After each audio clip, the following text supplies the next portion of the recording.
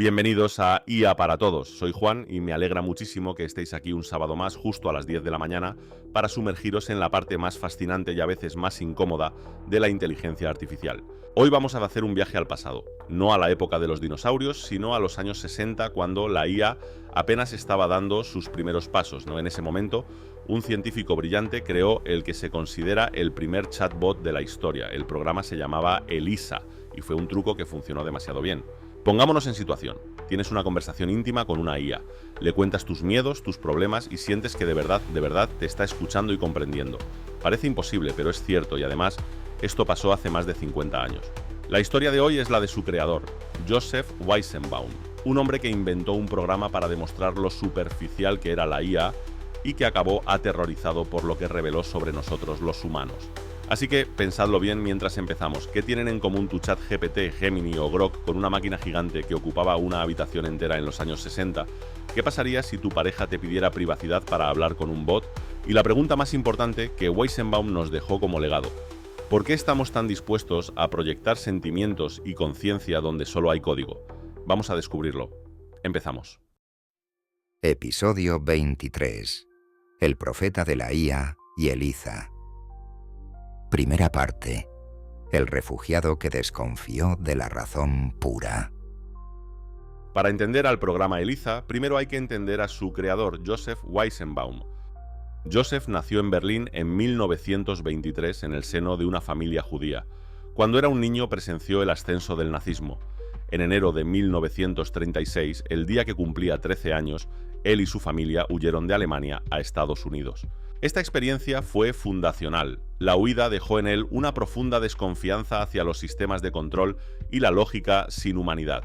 Weizenbaum vio de primera mano cómo la eficiencia, la burocracia y una racionalidad sin moral, lo que él llamaba la razón instrumental, se usaron para ejecutar los mayores horrores. Para él, la idea de delegar el juicio humano a cualquier sistema puramente lógico o mecánico se convirtió en una amenaza existencial. Curiosamente, al llegar a América sin hablar inglés, Joseph encontró refugio en las matemáticas, pues eran un lenguaje universal y abstracto que trascendía las barreras idiomáticas. Pero a pesar de su escepticismo, Weizenbaum fue un genio de la tecnología. En los años 50 fue parte del equipo que diseñó ERMA, el primer sistema informático dedicado a operaciones bancarias para General Electric. Si alguna vez habéis visto los números magnéticos impresos en la parte inferior de un cheque, esa tecnología de reconocimiento de caracteres fue en parte obra suya. Este fue un logro monumental, pero para Joseph se trataba de automatizar la tarea, no la sabiduría. En 1963 llegó al MIT, el epicentro de la revolución de la IA, y allí, en ese templo de la tecnología, como él lo llamaría irónicamente, se propuso un experimento. Su objetivo no era crear una gran inteligencia, sino todo lo contrario, demostrar que la comunicación con una máquina era trivial, superficial y fácil de engañar. Segunda parte. Elisa. El truco que ocupaba una habitación. Entre 1964 y 1966, Weizenbaum desarrolló Elisa. La máquina en la que corría el programa era un mainframe IBM 7094, que costaba lo que hoy serían más de 25 millones de euros y ocupaba el espacio de varios escritorios grandes. Y el código central de Elisa, escuchad bien, apenas eran 230 líneas de código. Hoy, ese mismo código lo escribirías en una tarde en cualquier lenguaje de programación. Por cierto, el nombre Elisa fue irónico. Lo eligió por Elisa Doolittle, la florista de la obra Pigmalión que aprende a hablar correctamente. La idea era que su programa también podía ser enseñado a hablar mejor a través de scripts. Pero, ¿cómo funcionaba este programa tan simple?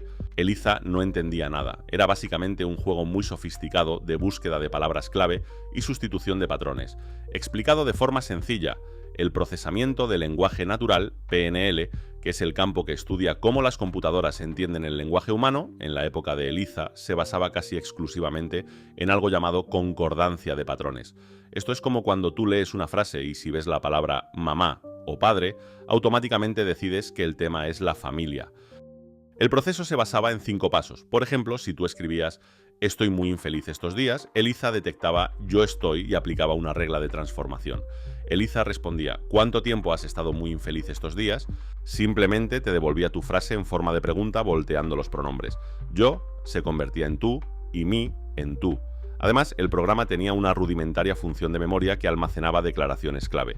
Si más tarde mencionabas a tu madre, Eliza podía recuperar algo dicho antes como si estuviera siguiendo un hilo. Por ejemplo, si le dijiste que tu novio te obligó a ir, al hablar de tu madre, Eliza podía preguntar: ¿tiene eso algo que ver con el hecho de que tu novio te hizo venir aquí? Una simple estructura de datos, pero con un efecto psicológico poderosísimo. Weizenbaum tuvo una idea brillante para ocultar esta superficialidad. El script más famoso de Eliza se llamó Doctor y simulaba a un psicoterapeuta de la escuela rogeriana. ¿Por qué? Porque en esta terapia el terapeuta rara vez da consejos directos, sino que refleja lo que dice el paciente y hace preguntas abiertas. Era el contexto perfecto donde la ignorancia total de la máquina podía parecer una profunda empatía. Tercera parte. La anécdota de la secretaria y el efecto Eliza. Weizenbaum había creado Eliza para desenmascarar la superficialidad de la IA, pero lo que ocurrió después no solo lo asombró, sino que lo aterrorizó. La anécdota que cambió su vida es esta. Un día, su secretaria, una mujer que había visto cómo Weizenbaum escribía el código y sabía perfectamente que aquello era solo un programa, le pidió permiso para probar Eliza. Weizenbaum se sentó junto a ella para supervisar, pero después de solo 2 o 3 intercambios por el teletipo, la secretaria se giró hacia él y le dijo: ¿te importaría salir de la habitación, por favor? Ella quería privacidad, estaba tan absorta en la conversación íntima que sentía que estaba hablando con un terapeuta humano y requería intimidad. Este momento fue el punto de inflexión. El propio Weizenbaum reconoció más tarde: me sorprendió ver cuán rápida y profundamente las personas que conversaban con Doctor se involucraban emocionalmente con la computadora. Lo crucial fue la velocidad. El apego se formó en minutos, no en meses. Lo que descubrió es lo que hoy llamamos el efecto Eliza, la tendencia humana a atribuir características humanas como comprensión, empatía e incluso conciencia a sistemas computacionales que solo producen un comportamiento coherente. El fenómeno se expandió. Psicólogos profesionales como el Dr. Kenneth Colby de Stanford propusieron usar Eliza para automatizar la terapia de conversación, pensando en atender a cientos de pacientes por hora. Colby llegó a argumentar a la prensa con un cinismo espeluznante que la computadora no se quema, no te mira con desprecio ni trata de tener sexo contigo. Incluso figuras como Carl Sagan se entusiasmaron, imaginando cabinas telefónicas de terapia automatizada en las ciudades. Weizenbaum estaba consternado. Su truco había revelado una vulnerabilidad psicológica profunda en los humanos. Estamos peligrosamente dispuestos a proyectar humanidad en una entidad que parece escucharnos. El peligro no era que la máquina fuera inteligente, sino que nosotros creyéramos que lo era. Cuarta parte. El juicio humano frente al cálculo de la máquina.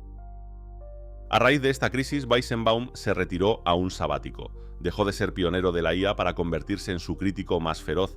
En 1976 publicó su obra fundamental El poder del ordenador y la razón humana, del juicio al cálculo. Su argumento era radical para la época. Él hizo una distinción crucial que sigue siendo la base del debate ético actual.